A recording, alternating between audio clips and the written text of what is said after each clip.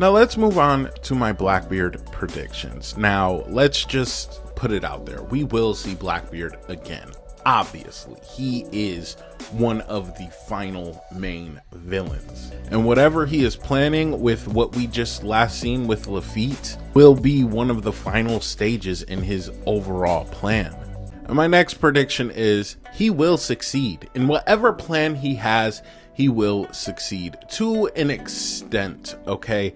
Because he's not going to defeat Luffy. He might hurt Luffy and beat Luffy maybe once, okay? Like run it back type situation. But at the end of the story, he won't succeed.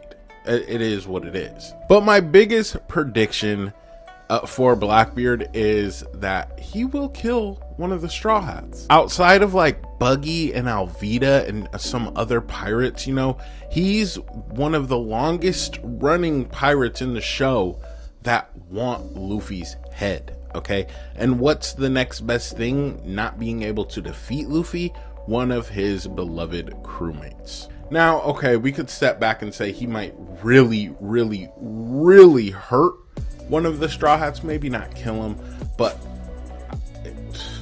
it would grow his character. I don't want to see my Straw Hats die. I don't. That's not what I'm saying here, but I feel like I could see it happening. Now let's move on to my Doflamingo predictions. My first prediction for Doflamingo is that at some point, Kaidou or Blackbeard will attempt to break in to Impel Down, causing another riot, allowing a lot of people to be freed in the process. He could eventually join back up with Kaidou, having a hand, because I don't think Kaido's dead personally, but I think he could join back up with him, having a hand in the final war. Doflamingo does know about a national treasure of Marijois, so it could be very great for Kaidou's crew and Blackbeard's crew. Go check out my Blackbeard theories. I got more into it in that video. And when freed, if he doesn't want to join Kaidou or give Blackbeard any information, I could see him joining up with Cross Guild. Now, on Marineford, he was going back and forth with Crocodile about joining him, and eventually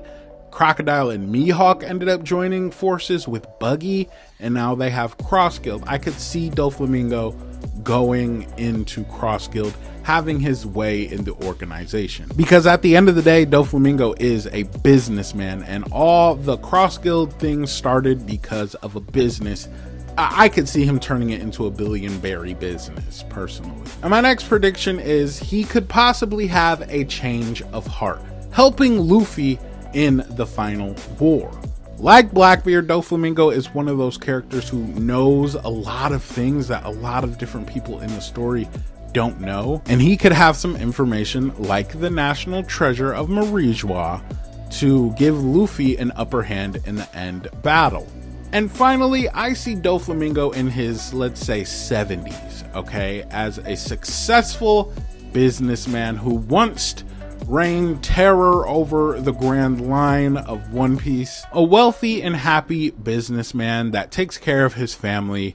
I see this for my Legend of the Sea. I do. I think that he will have his happy ending. Okay, now for my Kuma predictions. We will see Kuma again in the story. It is not over for his character, and he will get his mind right. I see it for his character, and it might take a while, but I do see it happening. But another prediction I have, if he remembers what was going on, like during the time where he was shut down, whatever was going on in his mind, I wonder if he remembered what was happening. And if he did, I feel like he has information on the world government that could be useful in the end war, the final saga. And finally, eventually, I see Kuma and Bonnie finally living out their lifelong dream of sailing around the world to different islands together, periodically visiting Sorbet Kingdom in the process. Kuma has to have a happy ending. He has to.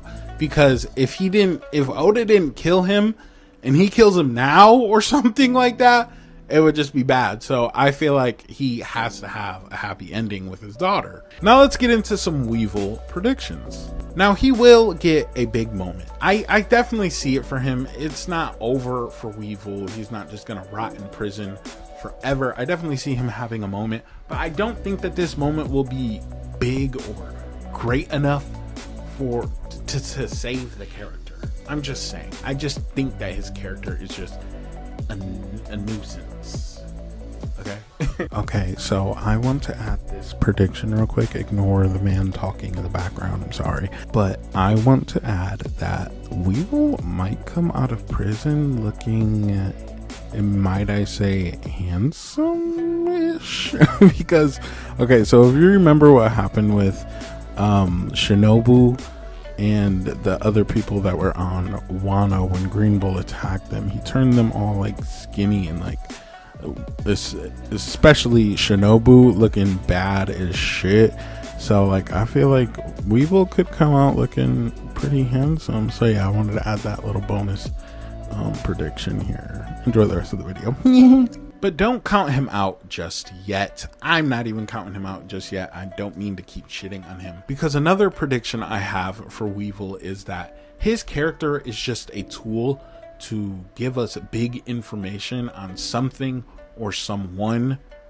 Now that something could be clone information. Stussy is a old woman when she's with Weevil, but there's another version of Stussy that is a part of the CP0 organization, but she was like a flip-flop and she was with Vegapunk. We don't know much about this clone situation, so I think his character could definitely lead us to more information on that. And that someone could be Whitebeard, his father, obviously, and I think it would be about his Whitebeard's treasure, and that is what could wake it up for me for Whitebeard, or not Whitebeard, Weevil. But how would he get it? He's in prison right now, and this is a prediction for another character I have, Kaidou. I don't think Kaidou's dead. I think Kaidou will cause a riot similar to what Luffy did in Impel Down and free, not intentionally, but he will free a lot of characters that are currently being held in Impel Down, and one of those characters will be Weevil, and he'll go on to get his father's treasure, okay, leaving him off with a low-key a good story plot line for him.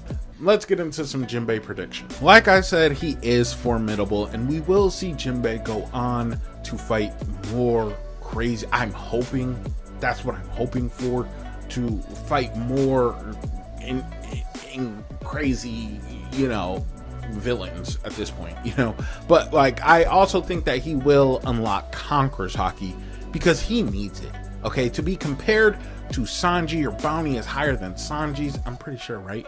Yeah, your bounty is higher than Sanji's, on par with Zoro's, and you're on Luffy's crew. You need to be strong. You got to be. And he is strong, but is he strong enough to fight Holy Knights? You know what I'm saying? But eventually, I kind of see what I was just saying happening. Jinbei leaves the Straw Hats. This is one of my biggest predictions. I think Jinbei will, and he should, leave the Straw Hats. They need a different helmsman. I'm sorry, they do. They just do. Like that. Jinbei's not. I'm gonna sound bad, but I just don't think he fits the aesthetic of the Straw Hats. Not that the Straw Hats fucking need an aesthetic, or that they even have one. Okay, because you have Big Frankie here, and everybody else is just small, petite. Not to shit on the big characters. I'm a big guy myself. I just don't think they need Jinbei. I don't really have any predictions for Hanafuda because ultimately he is dead. And you know what? I've come to the conclusion we don't need to see more of him. I would like to know how the Ace fight, you know, how it happened and what his power was, but ultimately he added nothing to the story. He was just underling to a bigger bad guy, you know what I'm saying? Even his kids were bad, you know, like not adding anything great to the story, but they are good now, so there is that. And yeah, let's just let him rest in peace. Now for my Law predictions. Now I know Law was defeated, utterly defeated. The Heart Pirates were decimated, okay, but he's not dead. The next time we see Law he will be trying to go and get his crew from Blackbeard. And another prediction I have, we will see him in the final war. I just feel it. I feel like he was so integral in the post time skip that he will be there in that final war. And ultimately, this might be the biggest prediction. I think Law will die. At the end of the story, I think Law dies. And the way he does die is giving Luffy the eternal life procedure, because I just have a feeling Luffy's gonna not win the first fight with Imu. And Law has saved Luffy many times before, and Luffy has saved Law many times as well. But Law really talks a lot about the D and how important it is, and he's put his life on the line several times over this situation. And I think because of all this put together, it will be a fitting end for one of the most beloved One Piece characters of all time. But let's get into some predictions. Now, with these warlords, I feel like most of them will make it to Laugh Tale. I don't think Boa Hancock will go to Laugh Tale. I don't see a reason for her to, unless it is Luffy. I just don't see her being there in that arc. But walk with me. I do see her fighting alongside Luffy in the final war. Her devil fruit can definitely come in clutch in certain situations, especially to the fodder or the, just the lower level guys. But not even that. She has Conqueror's Haki, and we all know that Conqueror's Haki is the only way that you can defeat these demons of Imu, okay? But it has to be very strong, but still, it can come in clutch. Hers is not that strong, but it can definitely come in clutch. But the biggest prediction I have for Boa Hancock is she will definitely end up with Luffy. I see it. There's nothing against it. There's no other person in the story besides Bartolomeo and maybe like Chopper, okay, that like really go that hard for Luffy, like as a stan. She is the female version kind of Bartolomeo, but like she really loves this man. And once again, I get it, and I just see them being together, and I'm talking 20, 30, maybe 10, 15 years into the future. I see it. I see that for them, having a little family of their own. I see it so bad. Now that you're caught up with our favorite clown, let's get into some predictions of where Buggy is going to go in the future. Buggy will go on to make it to Laugh Tale. Crossguild will make it to Laugh Tale, and Shanks will also make it to Laugh Tale around the same time. They're going to be on the island at the same time, and in some misconstrued way, keeping that promise that they made to each other when they were just kids. But not only this, I feel like Buggy will play a huge role in the final war. I mean, look at his delivery system in place right now. Getting weapons throughout the world would be easy for that. I feel like that's kind of the role that he's going to play, but who knows? I feel like the Chop Chop Fruit Awaken could be different, and he could play a crazy role. Okay? But I don't know. Just prediction. And I feel like he will go down in history as one of the most legendary pirates in the history, okay? And people will talk about him like how they talk about Rocks, okay? Now, I said this with the same thing with Crocodile. Not in that scale of Rocks, because Rocks did some absolutely crazy shit, but in a way, he will be talked about for centuries, whether people think it or not. And after all is said and done, I feel like Buggy will go on to find John's treasure, and find his peace. Okay, Buggy's peace, and probably live out his days as the CEO of Buggy Delivery Service. That's where I see Buggy at 30, 40, 50 years into the future. And now you are caught up on Crocodile. But I want to talk about his predictions. Like, where are we going to go with Crocodile? Where is his character going? We will see Crocodile in the future, and Crossguild will make it to that final island, and they will cement themselves as one of the greatest pirate crews in history. I put my stocks in it. I'm here for it. That's me. And for Crocodile himself, I do think that after a while, after all this is done, I do feel like Crossguild will disband. But I feel like Crocodile is a businessman, kind of like Buggy, and I feel like he will go on to have a successful business and be a legend in that era, an old legend. Like, how people talk about, not to that degree, okay, but how people talk about Whitebeard. You know, people will talk about Crocodile, you know, that legend, like Ray Lee, you know, just a lurking legend, just running his business. I feel like that's what I see personally for Crocodile. Now let's talk about the predictions for Dracula Mihawk. Where will we see him in the future? Where is his story going? Well, personally, I think we have a lot more to see from Mihawk, like his beginnings, like before he was seen at Roger's execution. Okay, yes, but I think he is related somehow, some way, some shape, some form to Emu. I think he is part of the Nerona family, okay? That is a video that's coming out right after this, so a day after this, so come back, make sure you subscribe. Okay? And I think he will be a key part of whatever the ending of One Piece will be. Personally, that's what I'm thinking. I mean, you let me know what you think. And Zoro will take that title from Mihawk as the greatest swordsman, and it's coming, okay? I want to know what you guys think. What is your predictions about Mihawk? Where is Mihawk going? What is the future beholding for Mihawk? And I think he will go on to be one of the most respected characters in One Piece. But not only that, we will also witness why he is given that epithet as the greatest swordsman of all time. And after this, we don't really know much about Moria. Where is he now? That's it. That's all we know. So right now, okay? So that leads me into my predictions. I want to give a few predictions about where I think Moria will, the next time we'll see him, what's going to happen, okay? Will we see him again? Yes, I think we will. I don't think that Gecko Moria being revealed as a Kozuki literally in the month of September was just for a fluke. I don't think that it just happened just because. I think there's a little bit more importance behind it. Will he be important down the road?